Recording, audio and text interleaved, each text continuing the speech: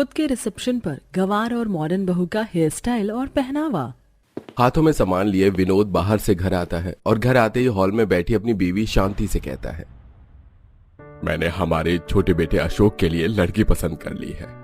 क्या लड़की पसंद कर ली? फोटो दिखाना, कौन है वो लड़की? फोटो देखना जरूरी है? अगर मैंने लड़की पसंद करी है तो कुछ सोच समझ कर ही की होगी। वो सब तो ठीक है, पर फोटो तो दिखानी पड़ेगी। तुम्हें मुझ पर विश्वास नहीं है क्या? तुम्हें क्या लगता है कि मैं ऐसे ही किसी लड़की को अपनी घर की बहू बना लूंगा? अरे लड़की बहुत गुड़ी है, इसलिए मैंने उसे पसंद किया है, समझी? और अब वही लड़की हमारे घर की छोटी बहू बनेगी। ये कौन सी बात हुई? फोटो दिखाओ, अगर हमें पसंद होगी तो ही बात आगे बढ़ेगी। तुमने तो अपनी दोस्त की लड़की से हमारे बड़े बेटे सूरज का रिश्ता तय कर दिया। जानती हो वो लड़की कितनी मॉडर्न है। मुझे तो वो मॉडर्न लड़की बिल्कुल भी पसंद नहीं, पर तुम्हारी वजह से मैं मान गया इस रिश्ते के लिए। फिर तुम्हें क्या दिक्कत हो रही है मेरी पसंद की बहू से? अगर मैंने इसे या घर में बाकी किसी को अपनी होने वाली बहू की फोटो दिखा दी तो शांति ये शादी नहीं होने देगी। विनोद की बातें सुन शांति को बड़ा ही अजीब लगता है। इसी तरह कुछ दिन बीत जाते हैं और विनोद अपने दोनों बेटे की सगाई एक साथ रख देता है। और अब इस बारे में शांति अब अपनी बड़ी बहू प्रथा को बताती है, तो प्रथा अपनी होने वाली देवरानी से इनसिक्योर होने लगती है। वो अपने कमरे में बैठी शांति से फोन पर बोलती है, माँ जी कहीं ऐसा तो नहीं कि मेरी होने वाली देवरानी मुझसे भी ज्यादा सुंदर है? तभी तो पापा जी उस लड़की की फोटो भी नहीं दिखा रहे। पता नहीं बहू, तेरे ससुर के दिमाग में क्या चल रहा है। मैं तो पूछ पूछ कर थक गई हूँ। अब मुझे खुद पता लगाना होगा कौन है वो लड़की। इतना कहकर शांति फोन काट देती है। बहुत जल्द मेरी सगाई है और मैं नहीं चाहती कि मैं अपनी सगाई में अपनी देवरानी से कम सुंदर लगूं।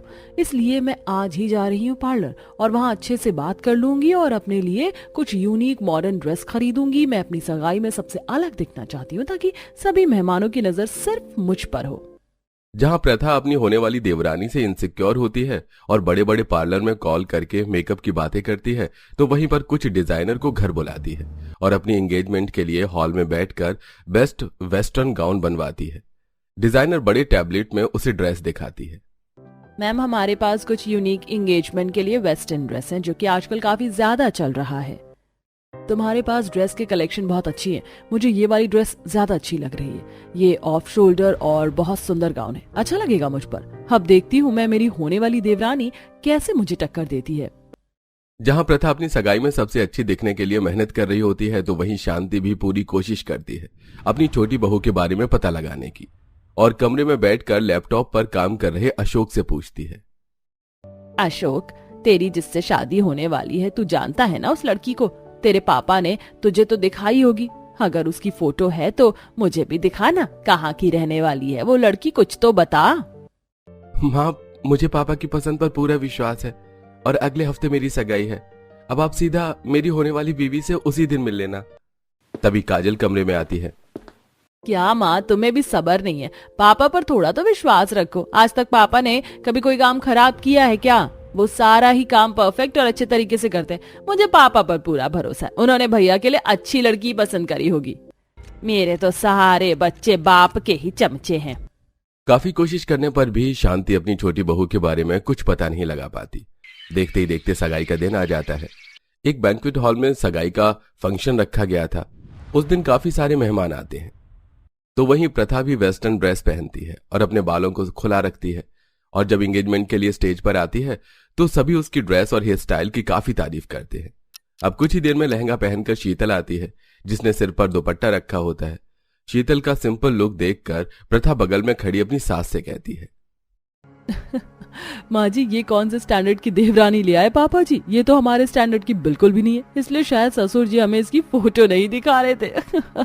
तुम्हारे ससुर जी मेरी एक बात नहीं सुनते, पर कोई बात नहीं, इसे तो हम सुधार देंगे। अब कुछ ही देर में शांति की दोनों बहू स्टेज पर आती हैं और शीतल अशोक को अंगूठी पहनाती है, तो वहीं प्रथा भी सूरज को अंगूठी पहनाती है और फिर दोनों लड़के अपनी दुल्हन को अंगूठी पहनाते हैं। इस तरह उनकी सगाई की रस्म पूरी होती है और घर आए मेहमान आशीर्वाद के तौर पर उन्हें गिफ्ट देने लगते हैं।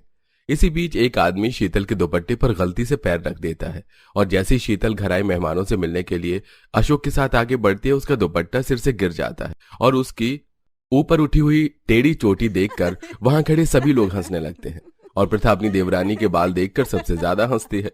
वो अपनी सास को पकड़कर जोर जोर से हंसते हुए कहती है, ओ माँ जी, मेरी होने वाली देवरानी के बाल देखिए कितने फनी है। मुझे तो अपनी हंसी कंट्रोल ही नहीं हो रही है। प्रथा खुद पर कंट्रोल नहीं कर पाती और हंसते हंसते वो वहीं जमीन पर बैठ जाती है और अपना पेट पकड़कर जोर जोर से हंसने लगती है।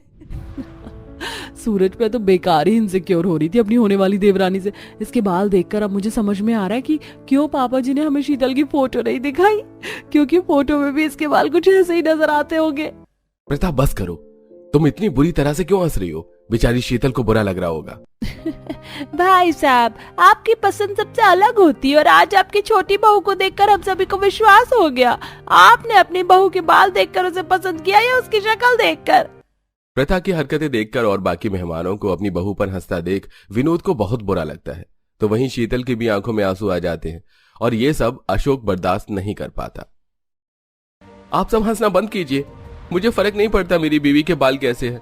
मुझे रहना है शीतल के साथ, आप लोगों को नहीं, इसलिए हंसना बंद कीजिए। इतना बोल अशोक शीतल का हाथ पकड़कर उसे वहां से लेकर चला जाता है। इस तरह सगाई का दिन बीत जाता है और विनोद अशोक से अकेले में बैठकर बात करता है। अशोक, शीतल बहुत अच्छी लड़की है। वो मेरे बचपन के दोस्त की बेटी है। हम पहले गांव में ही रहते थे, पर मेरी अच्छी जॉब लग गई और मैं शहर में आ गया। पर मेरा दोस्त अपने परिवार के साथ गांव में ही रहा है। अभी 1 साल पहले ही मुझे पता चला कि मेरा दोस्त इस दुनिया में नहीं रहा और शीतल के बालों की वजह से उसका कहीं रिश्ता भी नहीं लग रहा था। इसलिए मैंने शीतल की शादी तुझसे तय करने का फैसला लिया। तुझे अपने पिताजी पर विश्वास तो है ना? पापा, मुझे शीतल पसंद है। कमी हर इंसान में होती है और सही मायने में वही अच्छा जीवन साथी होता है जो अपने साथी की कमियों को अपनाए। पर पापा, आपने कहा कि शीतल अपने परिवार के साथ गांव में रहती है, तो वो इतनी दूर सगाई के लिए शहर कैसे आई? तेरी माँ को पता चल जाता कि शीतल से मैंने तेरा रिश्ता पक्का किया है तो ये वो शादी कभी नहीं होने देती। तेरी माँ ने पूरी कोशिश की और पता भी कर लिया कि उसकी छोटी बहू गांव में रहती है। बस इसलिए सगाई से कुछ दिन पहले मैं शीतल और उसकी माँ को शहर लेकर आ गया और थोड़ी ही दूर पर अपने एक कलीग के घर पर उन्हें शिफ्ट कर दिया। इसलिए शीतल उसके परिवार को भी सगाई में कोई परेशानी नहीं आई और तेरी माँ को भी शीतल के बारे में पता नहीं चल सका। क्योंकि अशोक को शीतल से शादी करनी थी, इसलिए विनोद सारी बात अशोक को बता देता है और अपने बेटे से उसकी पसंद भी पूछता है। अशोक के हाँ करने पर विनोद अपने दोनों बेटों की शादी की डेट फिक्स कर देता है और देखते ही देखते शादी का दिन आ जाता है। और शादी में भी शीतल से अच्छी दिखने के लिए प्रथा western off shoulder 1 piece open hair आगे से स्टाइल कर बालों में पीछे से क्लिप लगा लेती है और इस लुक में प्रथा काफी अच्छी लग रही थी। तो वहीं शादी में भी शीतल ट्रेडिशनल लुक लेती है और इंडियन दुल्हन की तरह लहंगा और गहने पहनकर तैयार होती है। अब दोनों बहुएं एक ही मंडप पर होती हैं। अब कुछ मेहमान बैठे होते हैं तो वहीं कुछ मेहमान खड़े होकर शादी देख रहे होते हैं और मंडप पर भी प्रथा शीतल को देखकर हंस रही होती है। सूरज, मुझे बहुत तेज की हंसी आ रही है अपनी देवरानी को देखकर। मैं सोच रही हूँ उसने इस दुपट्टे के नीचे अपने बाल को कैसे छुपाया होगा। प्रथा, आज के दिन मुझे कोई ड्रामा नहीं चाहिए। चुप हो जाओ, किसी की कमी का मजाक नहीं बनाते। अब चारों बच्चे फेरे के लिए खड़े हो जाइए। पंडित के कहने पर चारों ही फेरे के लिए खड़े हो जाते हैं और जैसे ही फेरे शुरू होते हैं प्रथा जानबूझकर शीतल के दुपट्टे पर पैर रख देती है और जैसे ही शीतल आगे बढ़ती है उसकी चिन्नी गिर जाती है और एक बार फिर सबके सामने अपने बालों की वजह से शीतल की इंसल्ट होती है। अरे जरा बहू के बाल तो देखो। बहू, क्या तुमने अपनी शादी पर इतना अजीबो गरीब तरह का हेयर स्टाइल बनवाया है या तुम्हारे बाल ही ऐसे हैं? अरे बहन, तुम सगाई पर नहीं आई थी इसीलिए तुम्हें नहीं पता। बहू के बाल ही ऐसे। मुझे लगा तो शादी पर बहू अपने बाल ठीक करवा लेगी, पर ये तो शादी पर भी ऐसी है। आप सब मेरी बहू का मजाक बनाना बंद करो। अगर उसके बाल टेढ़े हैं तो आपको क्या दिक्कत है? आप सब शादी में आए हैं, शादी एंजॉय करिए, खाना खाइए और जाइए यहाँ से। बस मेरी बहू के बाल देखकर ये सब मेरी बहू का मजाक बना रहे हैं। उसके संस्कार किसी को नजर नहीं आ रहे, पर मैं इन सब की बोलती बंद करके रहूंगा।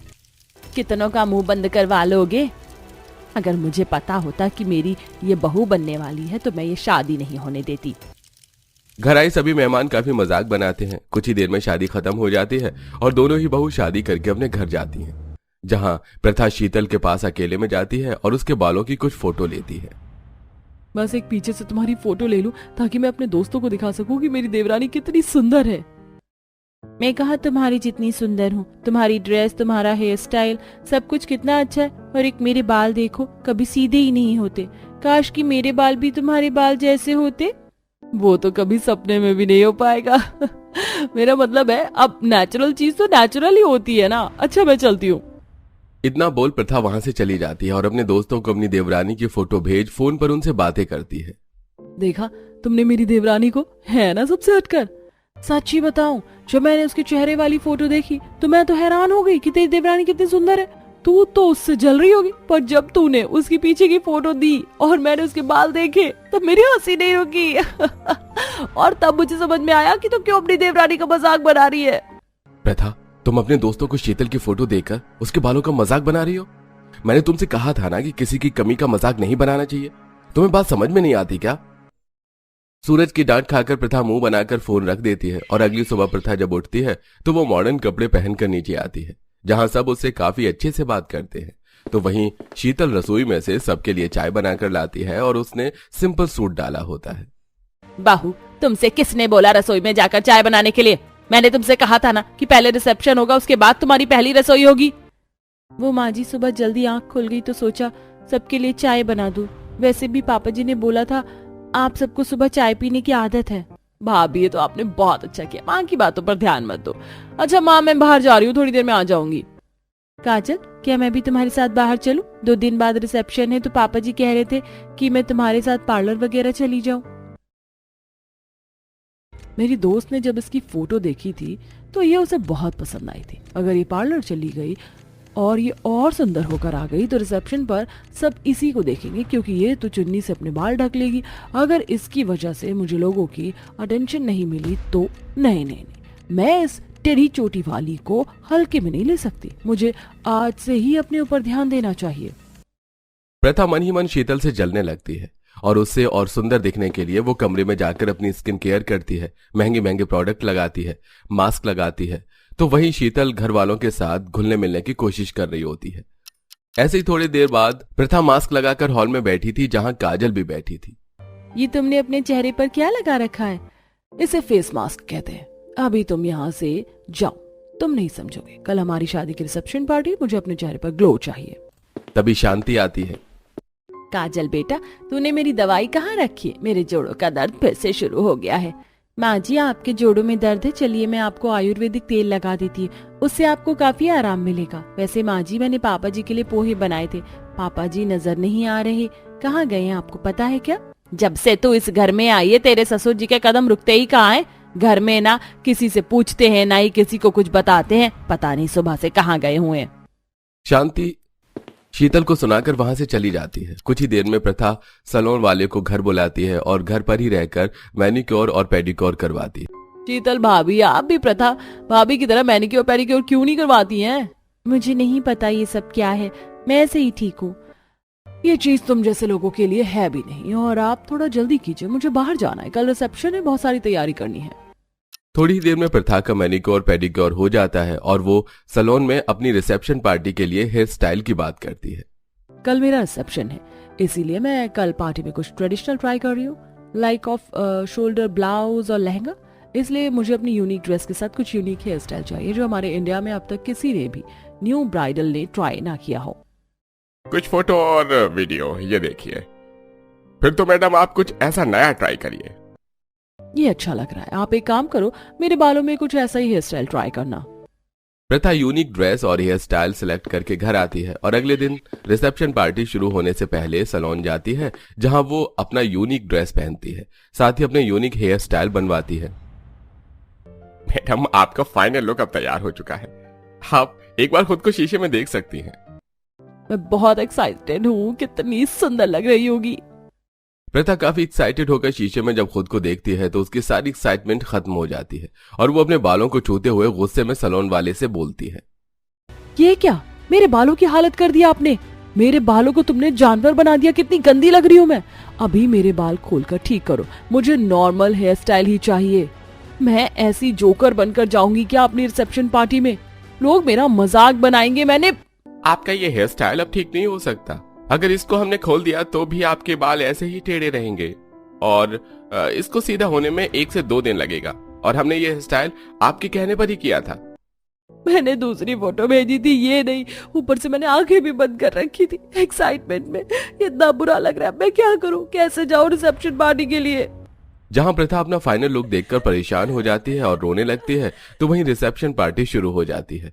और आज शीतल वेस्टर्न ड्रेस पहनकर पार्टी में आती है। उसके खुले सीधे बाल और उसमें लगी क्लिप उस पर काफी ज्यादा खिल रही थी।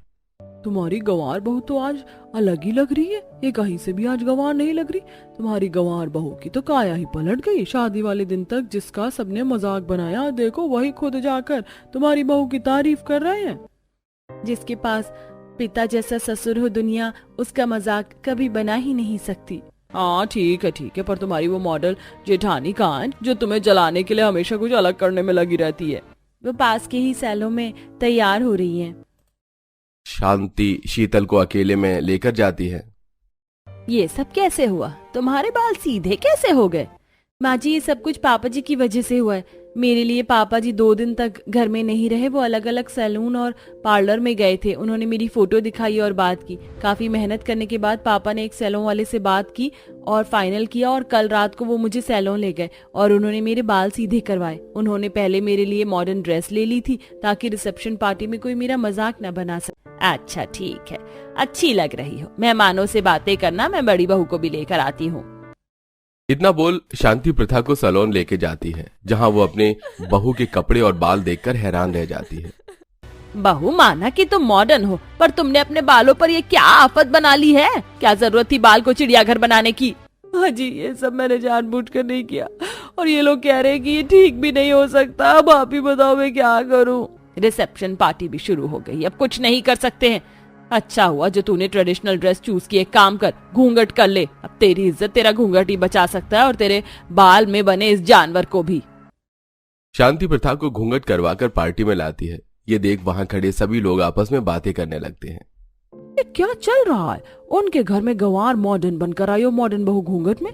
मंडप में तो 1 पीस पहनकर बैठी थी और रिसेप्शन पर देखो घूंघट करके बैठी है। और ये बहन, शांति बहन का घर है, उनके घर में कुछ भी हो सकता है। पर हमें क्या, हम तो रिसेप्शन के लिए आए हैं। लड़का लड़की को आशीर्वाद देंगे और खाना खाकर चले जाएंगे।